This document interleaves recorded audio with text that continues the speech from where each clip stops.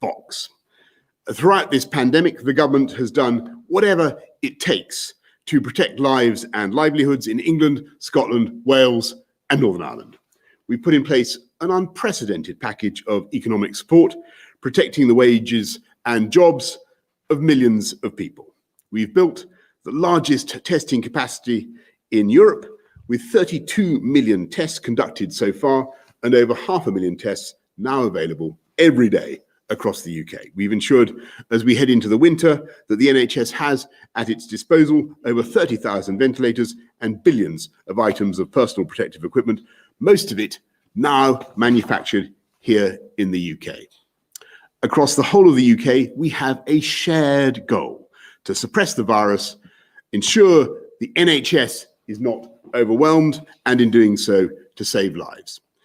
The UK government and the devolved administrations are working together on a joint approach to the Christmas period because all of us want to ensure families can come together wherever they live.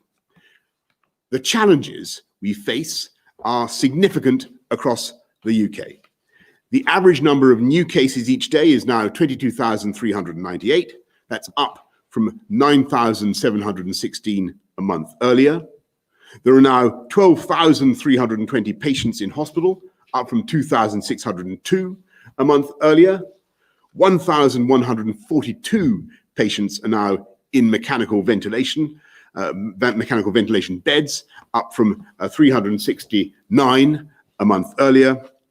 And sadly, 492 deaths were reported yesterday, and the weekly average number of deaths each day is now 295, up from 53 a month earlier. So that's why new restrictions are in place in each part of the UK. And in England, from today, we're once again asking you to stay at home. As I explained on Saturday, you can only leave home for specific reasons, for work if you can't work from home, for education, and for essential activities and emergencies. The full rules, all the details are available at gov.uk/coronavirus and on the NHS COVID-19 apps. And please log on to see what you can and can't do. I know how tough this is for staff in the NHS and care homes who are facing a tough winter on the front line, for families who can't meet in the way that they would want to, for businesses forced to shut just as you're getting back on your feet. I know that many of you are anxious, weary, and quite frankly, fed up with the very mention of this virus. But I want to assure you, this is not a repeat of the spring. Schools, universities, and nurseries are all staying open, and these measures, though they are tough, are time limited. The advice I've received suggests that 4 weeks is enough for these measures to make a real impact. So these rules will expire, and on the 2nd of December, we plan to move back to a tiered approach. There is light at the end of the tunnel. We have better treatments and techniques to take care of those in hospital, thanks largely to the ingenuity of British scientists. Rapid testing is being rolled out on a massive scale, with citywide testing starting tomorrow in Liverpool. And I'm hugely grateful in hospital, thanks largely to the ingenuity of British scientists. Rapid testing is being rolled out on a massive scale, with citywide testing starting tomorrow in Liverpool. And I'm hugely grateful to the people of Liverpool for their participation in this pilot. I hope that by working together, we can get that great city on top of the virus. More broadly, there is also the very real chance of safe and effective vaccines. So taking those things together, these scientific advances can show us the way ahead. And in the meantime, this government will continue to support people affected by these new restrictions. As you know, we've protected almost 10 million jobs through furlough, and as the Chancellor announced earlier today, we're now extending the scheme through to March. We're also extending our support for the self-employed so that the next payment increases to 80% of average profits. We're providing cash grants for businesses who are closed worth more than £1 billion every month. We're giving £1.1 billion to local authorities in England to support businesses, and a further £2 billion of funding is guaranteed for Scotland, Wales, and Northern Ireland. As we face these challenges together, we must look after those most in need. As of September, we've helped over 29,000 rough sleepers off the streets, 2/3 of whom are now in settled accommodation. Today, we're announcing a further £15 million to help councils offer safe accommodation for people who are sleeping rough or at risk of becoming homeless. This programme will help areas that need additional support most during the restrictions and throughout the winter. These are difficult times, and while it pains me to have to ask once again for so many to give up so much, I know that together we can get through this. So please, for the next 4 weeks, stay at home, protect the NHS, and save lives. I'll now hand over to the head of NHS England, Simon Stevens, who's going to talk about the preparations for winter. Simon. Thank you, and good afternoon. Knowing I was coming over here this afternoon, I took the opportunity earlier today to ask some of my fellow NHS staff, some of the nurses, the paramedics, the intensive care doctors, what they would like to use this opportunity to say to you, the viewers, our neighbours, our friends. And I think it essentially boiled down to these 3 points. First, that this second wave of coronavirus is real and it's serious. Second, that the health service has been working incredibly hard to prepare and to catch up on the care that was disrupted during the first wave.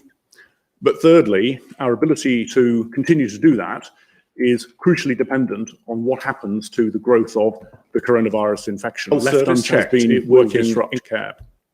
So perhaps I can just spend a moment on each of those 3 points. The first then is that we clearly are seeing a big increase in the number of coronavirus patients in hospitals. Like you, and I'm sure the Prime Minister won't mind me saying so, I've watched a number of these press briefings, and sometimes the charts can be a bit hard to keep up with. So I've just got one chart today that indisputably sets out what we in the health service are seeing. And if we can have that one chart, please. What it shows is the number of patients that are being looked after in hospitals across England. And you can see that at the beginning of September, that was under 500 patients. By the beginning of October, that had become 2,000 coronavirus inpatients. And now, at the beginning of November, that is over 11,000. That's the equivalent of 22 of our hospitals across England full of coronavirus patients. Those are facts. Those are not projections, forecasts, speculation. Those are the patients in hospital today. And as we think about the next few weeks, in a sense, we already know what is likely to happen, because today's infection is the intensive care order book for a fortnight's time. And this little animation, I think, shows that the way this particular virus works means that there are these lags between infections and hospitalizations and either cures or illness severely resulting in avoidable death. So if we can just see the little animation, I think that will show that, and up to 2 to 4 weeks between being infected and actually being able to go home well, or unfortunately having died. So the reason why action is needed is because the infections that are happening now are part of what will produce that increase in hospitalizations. Just for comparison, the 11,000 coronavirus patients that we've got in hospital compares with about 3,000 patients that we would typically have in hospital on any one day during a very bad winter flu season for flu. it compares with about 7,000 patients who would be in hospital today being looked after for cancer. And so this is not really speculation, this is fact. And we know that in certain parts of the country, the number of coronavirus patients that hospitals are looking after is already significantly over the number that they were having to cope with during the April 1st peak. But that's not true everywhere, fortunately. We've got parts of the country where actually coronavirus is rising, but nevertheless hospitals are coping well. But if it continues to increase in other parts of the country, it will have knock-on consequences. So we're by no means alone in this. If you look at hospitals across Europe, you can see that they are filling up. Hospitals in the Netherlands, in Spain, in Belgium, in Germany and France, the Chancellor of Germany declaring that German intensive care units would be full within a few weeks. The President of France, President Macron, declaring that French hospitals would be running out of beds if infection was left unchecked. So I think the first point that my colleagues across the health service just really want to underline is that this second wave of COVID is real and it is serious. But the second point is, I think, just to share with you the extraordinary work that they have been doing to ensure that the health service is as best able to cope, not just with the rise of coronavirus, but the usual winter pressures, and of course, all the other care that we offer. So, as the Prime Minister said, we've got new treatments that have been trialled and tested here in the NHS. As a result, the death rate in hospital, for some patients at least, has more than halved since the beginning of the COVID pandemic. We are doing very well thanks to the brilliant work of GPs in expanding flu vaccine uptake this winter, which is so important given that if you have flu and coronavirus at the same time, you're twice as likely to die from coronavirus than you otherwise would. And that's why it's great that 2.5 million more people have had their flu jab this year compared to the same time last year. And as we've been discussing in the last day or two, there are prospects for coronavirus vaccines, and the NHS wants to be ready to administer those just as soon as they become available. We've also been kitting out hospitals and with extra facilities and equipment, expanding intensive care units, 159 A&Es getting investment to be able to separate the COVID from the non-COVID patients they're looking after. We've substantially expanded testing. We've got a 4-month PPE stockpile from the government, and nurses, doctors are going hammer and tongs to catch up on the disrupted care that happened from the first wave. More than 1 million people today will have seen their family doctor or had an appointment. Cancer treatments are now back at above their normal level, and routine operations in parts of the country where there is not substantial coronavirus are now back at approaching their normal levels. So preparation has been substantial.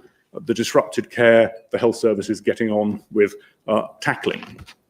But the third point, alongside the reality of the second wave, the work to prepare that has been done, that my colleagues just fundamentally want to try and convey, is that we do need your help. There is this slogan, protect the NHS. I think from the point of view of people working in the NHS, what that really means is help us help you. Protect our ability to offer the full range of health services, the routine operations, the cancer treatment, the mental health services, the community nursing that is required. Staff are working flat out. The good news is we've got more nurses, 13,000 more nurses than we had a year ago, but coronavirus affects NHS staff just like everybody else, and this has been an incredibly stressful time. So I think I can put it no better in conclusion than the words of an intensive care doctor that I was with yesterday, Dr. Alison Pittard, who said, in the here and now, we can't stop cancer developing. In the here and now, we can't immediately prevent heart attacks or strokes. And hospitals, of course, have got to respond to those. But we can reduce the spread of coronavirus in the community.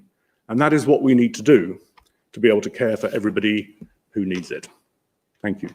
Thank you very much, Simon. And I think on behalf of everybody who in government, thank you to you and to everybody in the NHS for the incredible job that you're doing. I want to go to questions from the public, and we're going to start with Tom in London. Since the first lockdown was eased, playing weekly outside football has been a major boost to both my mental and physical health. Given that fitness and weight are key factors in determining people's risk from COVID, why has this been banned in the new lockdown?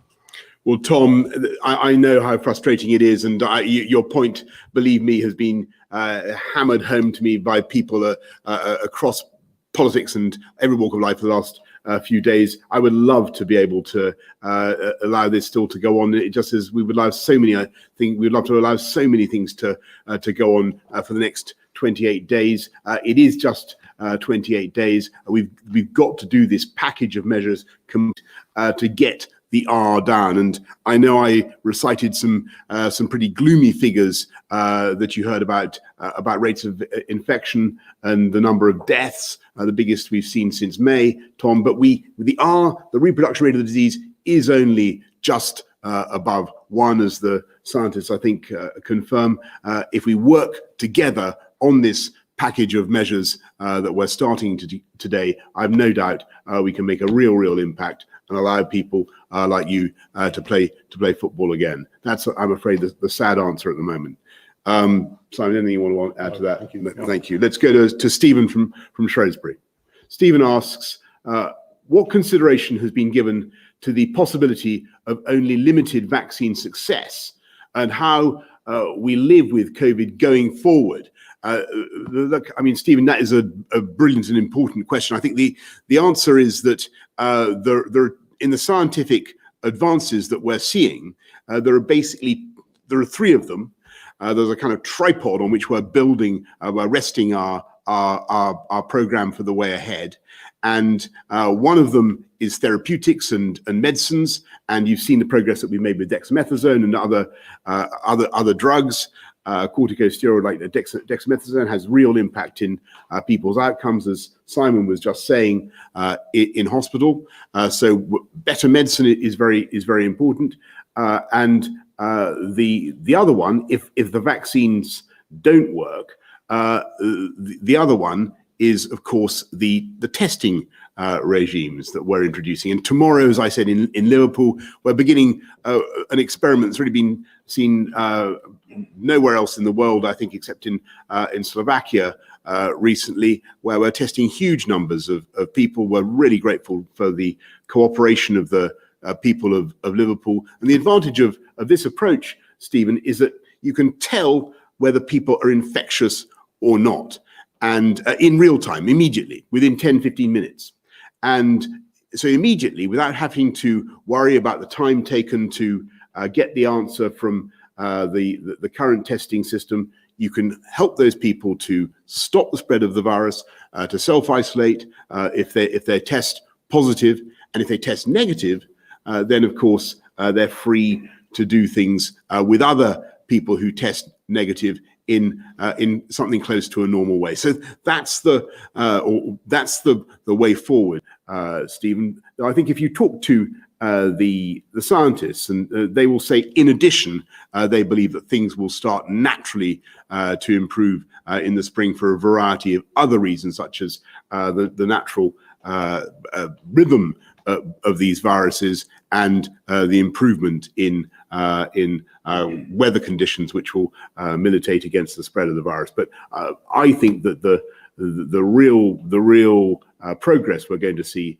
is with science. And as Chris Whitty often says, there isn't a virus that has threatened humanity that we haven't beaten by science. The number of shots that are currently raining down on the goal is very considerable from the scientists and the doctors, and one of them, I believe, is going to get through very soon. But Simon, anything you want to add to maybe that? Just on the vaccine point, I completely agree with what you've said. I think the point, Stephen, is that actually there are more than 200 different types of vaccine that are in development at the moment. Obviously, there are 6 that are front runners. There are 2 that are being particularly focused on for the most immediate likelihood, 2 or 3 of getting licensed. But the ones that are most likely to come soonest are, in a sense, some of the cleverest and most innovative vaccine methods using different types of reprogramming of viruses, or using your own, what's called your own RNA to produce the immune effect. Some of the vaccines that are more conventional, that are more similar to the sort of vaccine that Louis Pasteur would have been involved in developing, they will come on stream later next year, perhaps the middle of next year. So I think we will have multiple opportunities here from vaccines. It's not just one opportunity, pass or fail. Thank you very much, Simon. Thank you, Stephen. Let's go to Vicky Young with the BBC. Vicky. You criticise political opponents who call for the furlough scheme to be extended, and now you've done it. What do you say to those who've lost their jobs because you didn't provide that certainty earlier? And to Sir Simon, NHS staff are again facing huge pressure. Do you think the government should have had a more cautious approach over the summer about lifting restrictions? Well, Vicky, first of all, on furlough, I think it's been one of the most generous and imaginative schemes that any country has come forward with. Actually, it's been run continuously, as you know, through from the onset of the crisis, from the first need to lockdown, right the way through till today. And as you know, the Chancellor has announced that it's going on till March. To give people the very certainty that you describe, and I think it's the right thing to do. Obviously, we've been, as Rishi, as the Chancellor said earlier on, it was also right when we were going through the period in which we'd collectively been able to depress the R, to greatly to reduce the rates of infection. We needed to look at alternative systems of support to encourage the economy to keep moving, to get people back into employment. That was why the job support system, the JSS, was developed, and a different package of measures. But now, as we face this autumn surge, in common, as Simon says, with so many other parts of Europe, it's right to go to furlough, and that's what we're doing. But Simon, on your question. Well, on your second question, Vicky, I mean, look, it's indisputably the case that we saw a very welcome, substantial reduction in coronavirus in June, July, August. That was evidenced then by the number of people who required hospital care. The NHS used that period to ramp up routine operations to deal with some of the backlogs that had arisen. But when the facts change, you've got to act in accordance with those new facts, and quickly. And clearly, infections have been increasing, not just here, but across the whole of Europe. And so it is right that collectively we now do everything we can to stop the growth in its tracks. Thanks very much, Vicky. Let's go to Romilly Weeks of ITV. Prime Minister, after the pictures that we've seen last night of pre-lockdown parties, do you really think that restrictions can be lifted for Christmas? Won't the desire to celebrate just send the virus surging again? And to Sir Simon, given the pressures on the NHS that you've outlined, do you think it's right to give people hope that Christmas can be salvaged? Well, Romilly, I perfectly understand why people feel frustrated by the measures that we're putting in, but I also know that the overwhelming majority of people will work together again, as we all have done before, to get the R down. As I say, it's only just above 1 now, only between, I think, 1.1 and 1.3 was the last figures I saw. We can do this. We will do this by December the 2nd. And I have every confidence that we will be able, if we follow this package of measures in the way that we can, and as we have done before, Romilly, I've no doubt that people will be able to have as normal a Christmas as possible, and that we'll be able to get things open before Christmas as well. So the question. Well, I mean, I think it will significantly depend, of course, on how successful together we can be over the course of the next 4 weeks. We've shown we can do this in the past. We need to do it again. Look, all of us, our families, our parents, our children, we all understand what's at stake here. So we've got a completely shared endeavour to knock this thing off its perch. Thank you. Back in its box. Beth Rigby of Sky News. Hello, thank you, Prime Minister. Just a question for Simon Stevens first. Given the current hospitalisation figures and the annual winter pressures, do you accept that realistically we are going to have to be living with some sort of restrictions over December and into the new year? And is that what's going to be needed in order to try and keep routine services going? And to the Prime Minister, can you promise the man standing next to you that you will be able to extend measures, if necessary, on December the 2nd, when over 50 of your own MPs yesterday refused to support the current measures that we are now living with? Or are you going to have to rely on Sir Keir Starmer to extend restrictions?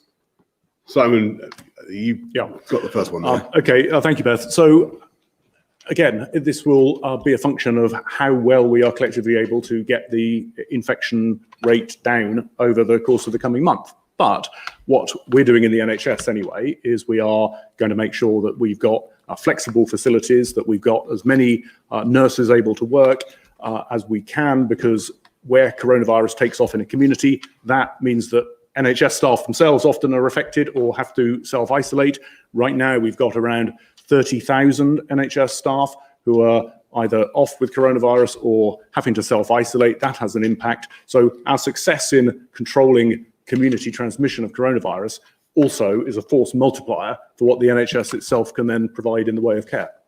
And on the question you asked me, Beth, look, I have every confidence that the measures that we've announced, that everybody knows about, that go on till December the 2nd, I have every confidence that it will work, that they will provide Simon and the NHS with the protection that they need. And just repeat the point, they automatically expire on December the 2nd. And I believe that we will then be able to have people across this country will be able to have as normal a Christmas as possible. That's the objective.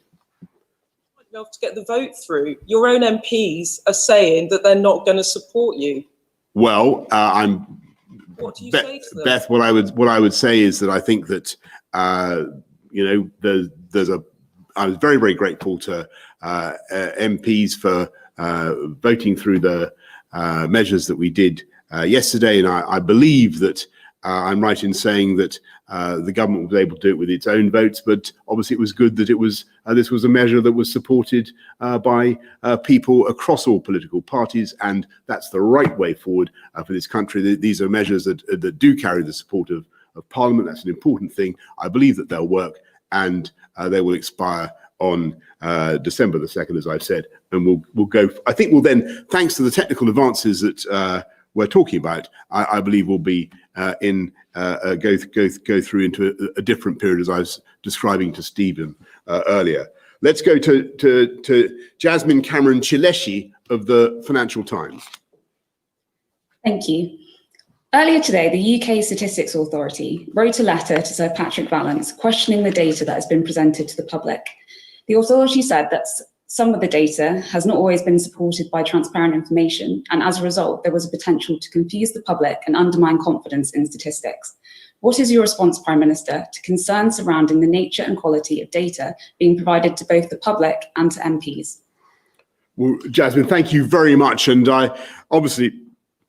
Simon commented earlier about the graphs that we put up. We try to make things as clear as we possibly can. I have to say, Jasmine, that the data I've seen is yes, it varies. The projections vary widely. The scientific estimates do vary widely. There's no doubt about it. Some scientists take very different views from other scientists, and that's why you've also got to add the political judgment that's necessary about the economic consequences of what we're doing, the effect on livelihoods as well. You've got to factor all these things in. It's very, very tough to make exactly the right call.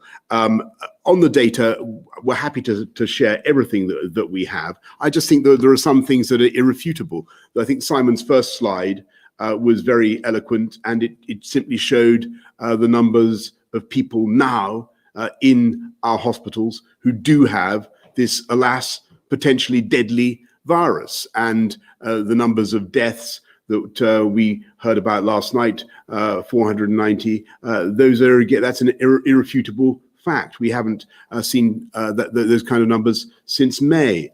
So I can't quarrel with those data. We have to act on those data, and collectively, that's what we're going to do. And I know that we can do it. We've done it. We've done it before. Simon, anything to add on the data? Thank you very much, Jasmine. Thank you. Let's go to Martin Baggett of the Daily Mirror. Thank you. So Simon, similar to earlier questions, given all the data you've seen, how confident are you that the NHS capacity will be sufficiently relieved by December the 2nd so national lockdown can be lifted? And for the Prime Minister, Test and Trace today reached a new low for the rate of contacts reached. It's having virtually no impact on the outbreak.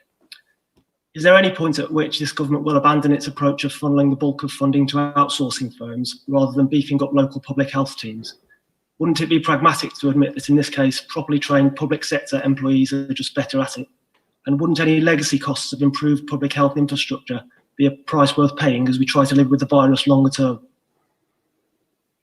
Okay, well, on your first question, Martin, as I said with that little animation that might have been too quick actually for to really get you, so falling foul of my own keep it straightforward dictum. But the point I think is that the infections that are already out there in different parts of the country last week and this week, they will be next week's hospitalizations and the week after's. But if you look out 3 or 4 weeks, obviously what we are hoping and expecting is that we will not see the large further increase in hospitalizations that the infectious disease experts were telling us would otherwise mean that we ran the risk that by the end of November, we'd got more COVID patients than we had back in April. And by December, that was beginning to, across the whole country, eat into the ability of hospitals to look after lots of other patients. So I think we will know conclusively whether we are seeing that changed increase in hospitalizations by the time we get to December 2nd. Thanks very much. Martin, yes, of course, I understand people's frustrations with NHS test and trace, and it has come in for a lot of criticism, and clearly it takes, it has taken too long for people to get their results sometimes, but they are improving. And if you look at the turnaround times, they're getting better rapidly at the moment, even though there are huge numbers of people being tested. They got the capacity, the capability up to 500,000 per day. It's the biggest diagnostics industry, diagnostics capacity anywhere in Europe. I think more than 30 million tests have now been conducted. And I think I would really disagree with what you said about it having no impact. Yes, it hasn't had as much impact as we would have wanted, but there's no doubt that by identifying people who have the disease, identifying the localities where people have the disease, we've been able to get the R down in a way that I don't think we would otherwise have done. So it's had an effect in helping to reduce the spread.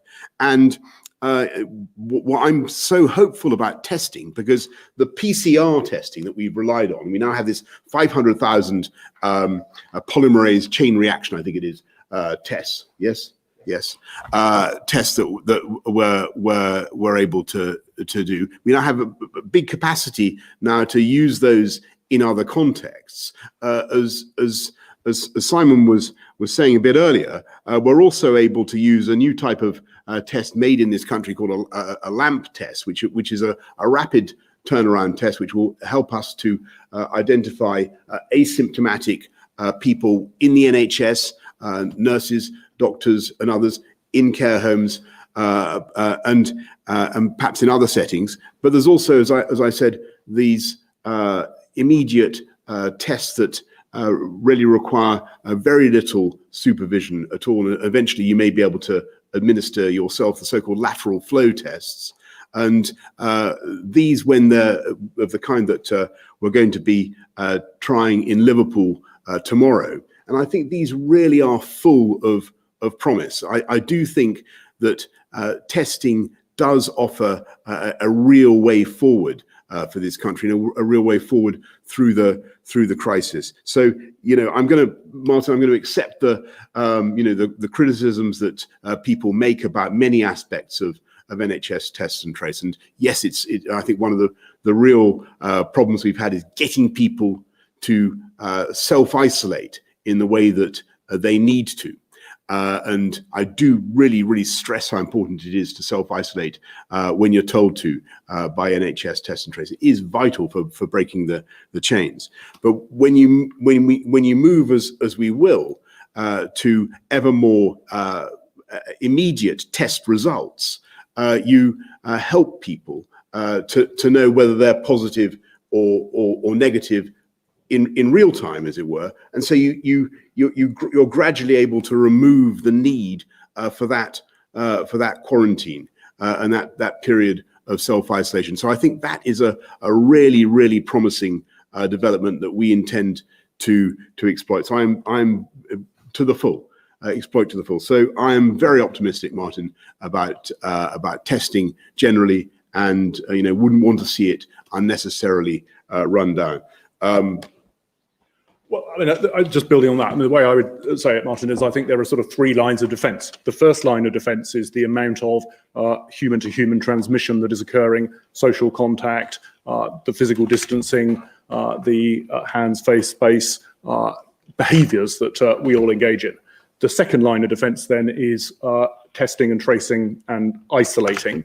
And as the Prime Minister says, given that quite a high proportion of coronavirus transmission happens either before you have symptoms or when you don't have symptoms, actually being able to do mass testing for people who aren't experiencing classic coronavirus symptoms is going to be a key to that second line of defence. And then, and only then, the third line of defence is actually what happens in specialist hospital care, including in intensive care units. And the right way of thinking about the intensive care unit is if you just rely on the intensive care specialists, that's like taking all the rest of your team off the pitch and just leaving the ICU doctor as the goalkeeper to defend. Thanks very much, Simon. Let's go lastly to Lawrence Darnhill of the Health Service Journal. Thank you. For the Prime Minister, more than 1.2 million people are now waiting for an NHS diagnostic test for non-COVID conditions, which is up from 800,000 in March. But NHS scanning capacity needs to double to reach the average of other advanced nations and to properly deal with that backlog. Will you give the NHS what it needs to buy that kit and to pay for the additional staffing costs? And for Sir Simon, does the size of the NHS waiting list next year depend on the level of additional funding which has still to be negotiated with the government? Well, Lawrence, quickly on that. I didn't, that's not my brother or anything, sort of phoning in with that question on the funding. That's just No. But I obviously. I appreciate your question. No, Lawrence, but let me preempt that.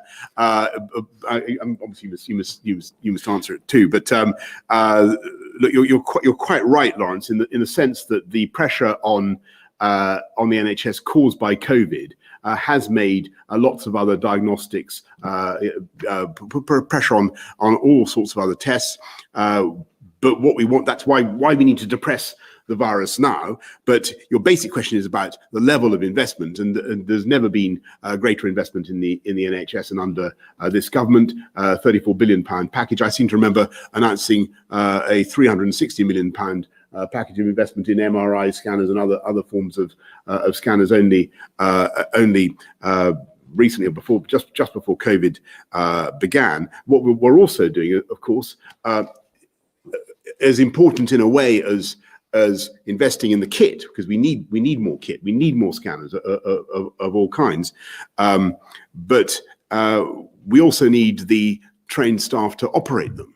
And that's why we're recruiting. I think just in the last year, we have 13,700 more nurses in the NHS than there were a year ago. And we're going to continue to expand staffing levels, because you can't do it, no matter how good your kit is, you can't do it without the staff. But anyway, Simon. Yeah, no, thank you.